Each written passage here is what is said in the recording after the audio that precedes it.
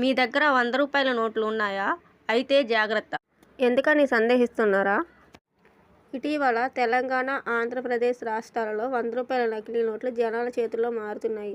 అవి నకిలీ నోట్లని కూడా ప్రజలకు తెలియట్లేదు. ఇటీవల పెరిగిన డిజిటల్ టెక్నాలజీ, కలర్ ప్రింట్స్ వల్ల ఒరిజినల్కి, నకిలీకి తేడా లేకుండా పోయింది. అంతేకాదు, ఈ మధ్యకాలంలో ఒక దుకాణంలో సరుకులు కొనుక్కొని చేంజ్ తీసుకొని ఒక నకిలీ 100 నోటు వస్తే అది తెలుసుకొని చించివేశాడు అతను. ఈ నకిలీ నోట్లను రిజర్వ్ బ్యాంక్ ఆఫ్ ఇండియా 20 నోట్లను గుర్తించింది. వీటి లెక్క 9400గా ఉంది.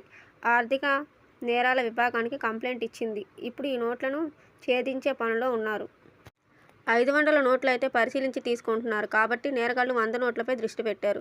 నకిలీ నోట్ల నుంచి బయటపడాలంటే ఒరిజినల్ నోటుకి, నకిలీ నోటుకి తేడా తెలుసుకోవాలి. ఒరిజినల్ నోటుకి వైట్ ప్లేస్లో గాంధీ బొమ్మ, రిజర్వ్ బ్యాంక్ ఆఫ్ లోగో, 100 అంకె మైక్రో కోడ్స్ ఉంటాయి. ఇంకా మనీ లావాదేవీలు యూపీఐ ద్వారా చేయాలి.